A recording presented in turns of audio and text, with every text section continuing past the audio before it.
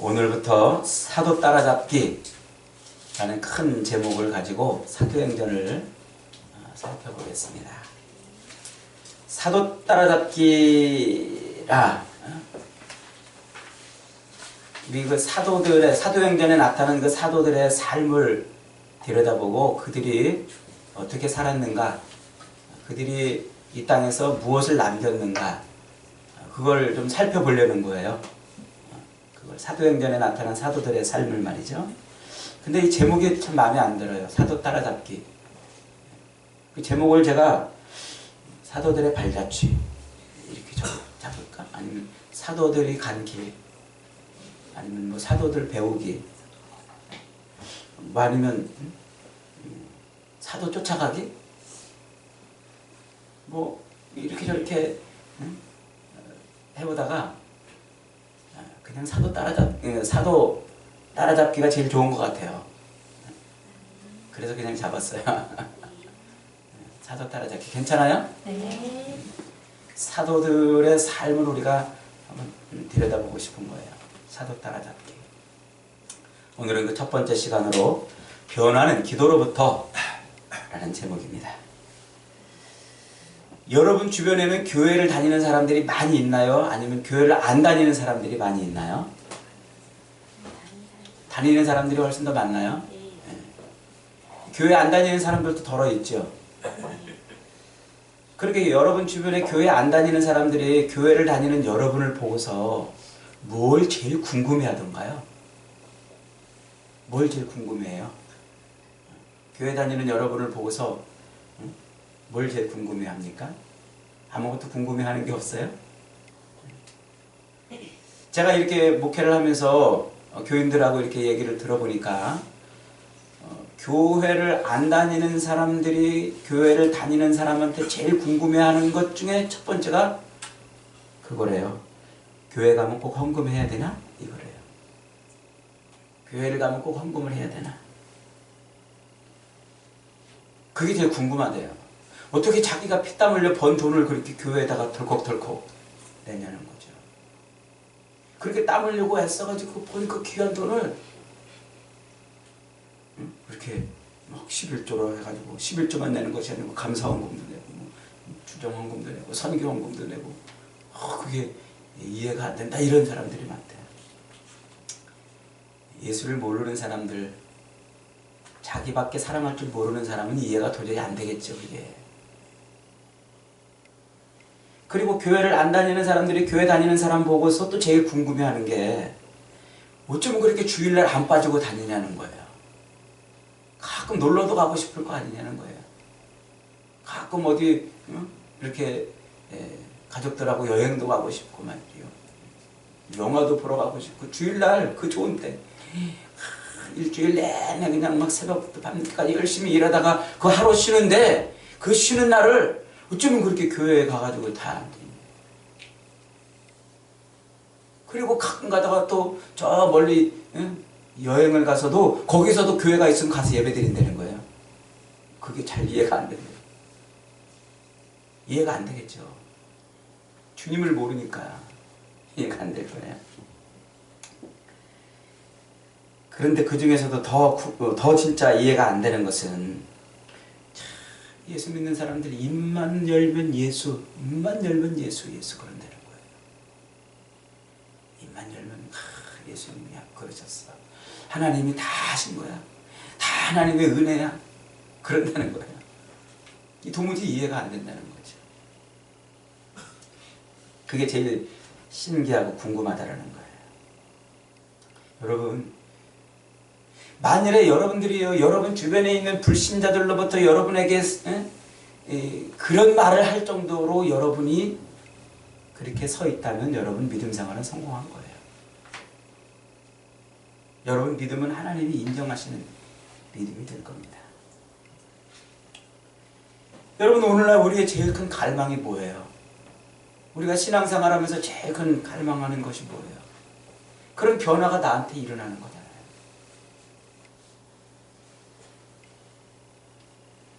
정말 우리의 삶에서 진짜 제일로 시급하게 이루어져야 될 일이 바로 그거예요.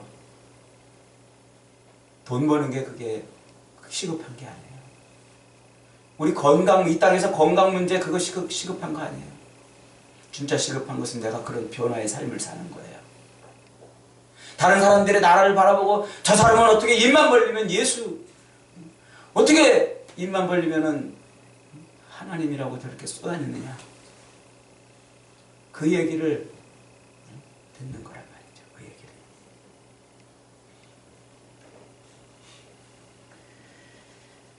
오늘 사도행전의 이 초대교회 교인들, 특별히 제자들을 보세요.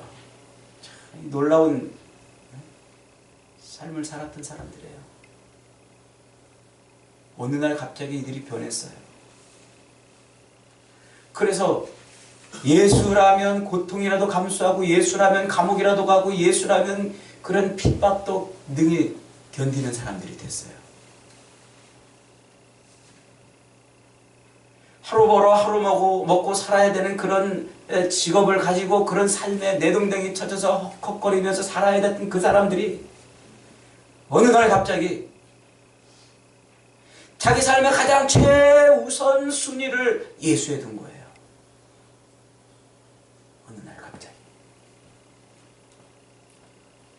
자기의 생활에 얽매여 사는 사람이 아니라 어느 날 갑자기 예수에 얽매여 사는 사람이 된 거예요. 여러분, 이것이 오늘 우리가 회복해야 될, 아니 우리가 이루어야 될 가장 중요한 그리고 가장 시급한 삶의 변화예요. 그런 은혜가 저와 여러분에게 있기를 축원합니다. 아멘. 여러분, 도대체 이 사도들은 어떻게 갑자기 이렇게 하루아침에 순식간에 변화가 됐을까요? 하루아침에 말이죠. 사실 복음서에 나타났던 제자들을 보면요, 그 제자들은 별 볼 일 없는 사람들이었어요. 늘 실수하고 늘 실패하고 사람들에게 조롱받고 손가락질 받고 자기들끼리 다투었어요. 누가 더 높은 자리에 올라갈 것이냐, 누가 더 큰 자리에 올라갈 것이냐. 때로는 두려워하고 무서워하기도 하고 말이에요. 실패하고. 우리랑 사실 별반 다를 바가 없어요. 복음서에 나타난 제자들의 삶의 모습을 보면 예수님을 따라다닌다라고 말하는 것조차도 부끄러워할 정도로 그렇게 별 볼 일 없는 사람들이었어요. 그런데 사도행전에 딱 건너오면 이들의 모습이 완전히 바뀌었어요. 이들의 모습. 사도행전에 딱 오자마자 가장 큰 변화, 이들의 삶에서 가장 큰 변화는 뭘까요? 그들이 예수의 이름을 부끄러워하지 않았다는 거예요.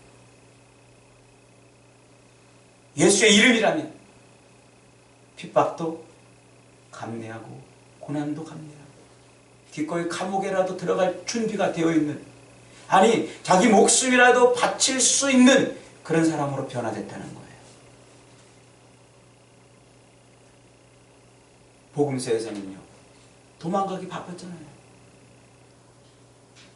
예수를 내팽개치고 그 밤에 겟세마네 동산에서 걸음아 날 살려라 도망가고, 예수님이 십자가에 처형을 받으려고 심판받으신 그 재판장에 들어갈 때 모른다고 부인하고 멀찌감치 떨어져 있던 사람들 아닙니까? 그런데 그들이 예수를 위해서 기꺼이 자기 삶을 다 내던지는 사람이 되었어요. 더군다나 예수 그리스도를 위해서, 그리스도의 그 이름을 위해서 기적과 이적을 행하는 사람들이 됐다는 거예요. 기적도 일으키고, 귀신 들린 아이 하나 고치지 못해가지고 사람들에게 조롱받고 손가락질 받고 사람들에게 웃음거리가 되었던 그 모습이 아니라 사람들이 그들의 그림자라도 덮이고 싶어가지고 그들을 쫓아다닐 정도로 능력을 행하는 사람들이 됐다는 거예요. 왜 이렇게 됐을까요? 어느 날 갑자기 예수님이 승천하시면서 그들에게 능력을 다 부어주고 가셨기 때문일까요?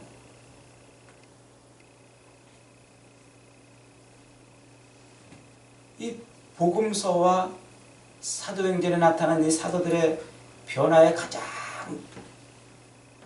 중요한 지점은 이미 사실 복음서에서 예수님이 말씀하셨어요. 귀신 들린 아이를 고쳐달라고 아버지가 제자들 앞에 끌고 왔어요. 그래서 그 제자들이 서로 돌아가면서 귀신아 나가라고 외치고 소리쳤지만 안 나갔어요. 변화산에 올라갔다가 내려오신 예수님이 그 모습을 보고 제자들을 불쌍히 여기서 그 조롱받고 손가락질 당하는 제자들을 불쌍히 여기셔서 그 아이를 치료해 줍니다. 제자들이 예수님에게 조용히 와서 물어요. 예수님, 왜 우리는 안 됐습니까? 왜 우리는 못 쫓아냈습니까? 그러자 예수님이 뭐라고 말씀하세요? 마가복음 9장 27절. 기도 외에는 이런 능력이 나갈 수 없습니다. 여러분, 복음서에 나오는 제자들과 사도행전에 나오는 제자들의 삶의 가장 중요한 변화는 기도로부터 시작이 되었어요.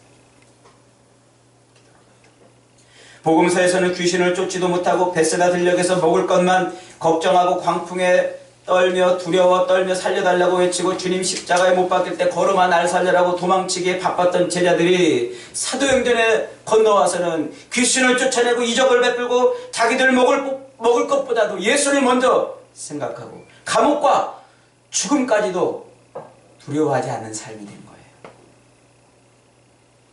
그 변화의 시작은 바로 기도에 있었어요. 기도하는 사람이 된 거죠. 제자들이. 오늘 보면 12절 이하에 보면은 예수님의 승천 이후에 벌어지는 제자들의 변화에 관한 내용이에요.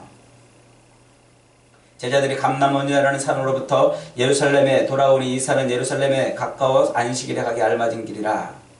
그들이 다 모여가지고 14절에 여자들과 예수의 어머니 마리아와 예수의 아우들과 더불어 마음을 같이하여 오로지 기도에 힘쓰리라. 기도에 힘쓰리라. 불과 40여일 전에 예수님이 겟세마네 동산에 오르셔서 그 마지막 밤에 제자들을 불러놓고 말씀하세요. 야, 내가 지금 죽게 되어 심히 고민한다. 나와 함께 좀 기도해 주련. 그리고 예수님이 멀찌감치 떨어져서 기도하고 돌아왔더니 퍼질러 자고 있었던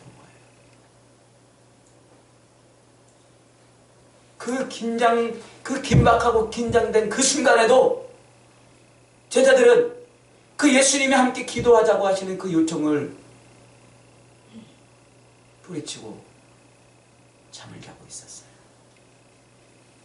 그런 제자들이 예수님이 곁에서 제일 기도하자고, 함께 기도하자고 그렇게 요청하고 부탁할 그때는 잠을 자던 제자들이 40여일 후에는 스스로 뭐하는 사람들이 됐어요? 기도하는 사람들이 됐어요. 오로지 기도에 힘썼다. 오로지 기도에 힘썼다는 것은 정말 기도에 목숨을 걸었다는 거예요. 기도에 매진했다는 거죠. 지금 다락방에 모여있는 이 사람들은 겟세마네 동산에서 함께 기도하자고 하던 그 예수님의 부탁도 잊어버리고 졸며 자던 사람들이었어요. 그 밤에 예수님께서 붙들리실 때에 다 도망쳤던 사람입니다. 예수님이 재판받고 십자가에 달리실 때 피하거나 또 도망치거나 심지어 모른다고 부인까지 했던 사람들입니다. 그런데 42여일 지난 후에 그들은 약속하신 성령을 받기 위해서 스스로 기도하기 시작했어요. 자신들이 사랑하는 예수님 때문에 그들은 스스로 기도하고 엎드려 주님께 구하기 시작했어요. 여러분, 우리가 신앙생활하면서 우리가 그리스도인으로 어떻게 살아야 되는지 모르지 않잖아요. 하나님을 더 사랑하고 이웃을 사랑하고 믿음 생활을 어떻게 살아야 되는지 우리 중에 모르는 사람이 어디 있어요?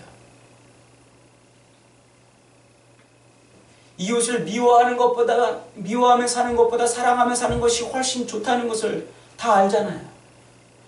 돈 벌려고 이리 뛰고 저리 뛰며 사는 것보다 하나님을 예배하고 사는 것이 훨씬 더 좋다는 것을 다 압니다.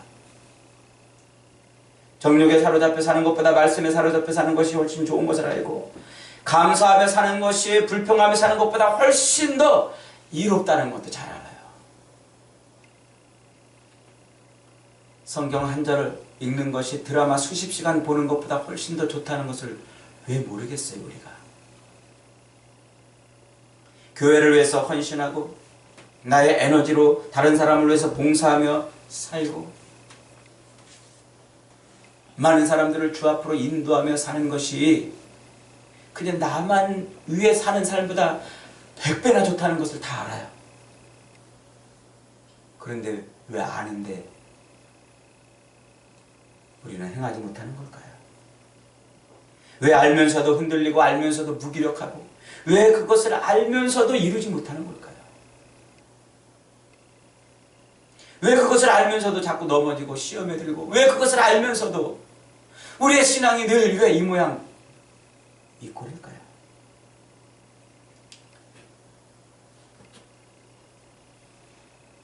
그것을 알면서도 행할 힘이 내게 없기 때문에 그래요. 좋다는 것을 알고 있는 것만큼 실천할 수 있는 힘이 없어요. 여러분, 이 힘, 제자들의 삶을 바꿨던 그 힘, 좋다는 것을 알고서 행할 수 있는 그 힘은 오직 기도에서만 나와요. 기도. 하나님이 우리 인생에 하나님의 은혜를 주시고 하나님의 능력을 부어주실 때 여러분 어디다 부어주신다고 그랬어요? 우리 머리에 부어주시나요? 아니면 우리의 손발에 부어주시나요? 하나님의 은혜와 하나님의 능력을 하나님께서 우리에게 부어주실 때 하나님은 그것을 우리의 기도의 그릇에 부어주셔요. 어디다 부어주신다고요? 기도의 그릇에. 우리가 하나님의 은혜를 받고 하나님의 능력을 받을 수 있는 유일한 그릇은 기도의 그릇이에요.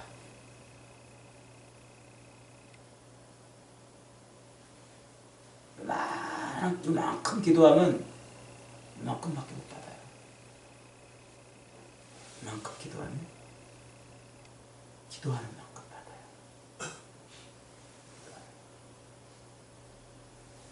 우리의 기도의 그릇을 넓혀야 돼요. 기도의 그릇을 키워야 돼요. 바라고 원하는 것은 태산 같은데 종재기 많은 기도 그릇을 만들어 놓으면 우리가 뭘 받겠습니까? 기도의 그릇이 크면 클수록 하나님의 은혜와 능력이 채워지는 거예요. 예수님께서 승천하신 이후에 제자들의 삶이 달라졌어요. 기도하기 시작한 거예요. 기도하기 시작.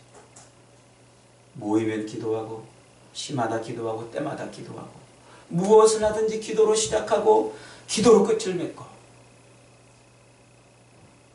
자신들이 어떤 일을 해야 될 때는 항상 기도로 모였어요.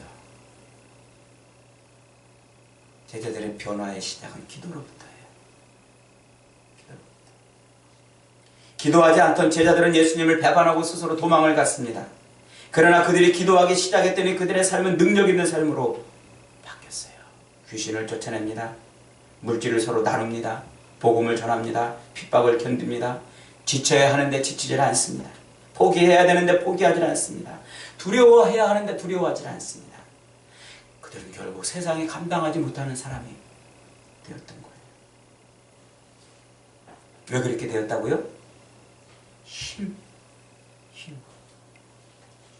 하나님께서 그들에게 그렇게 할 만한 힘을 주셨기 때문에, 능력을 주셨기 때문에 그것이 가능한 거예요. 그 능력은 바로 기도의 그릇으로 받는 거예요.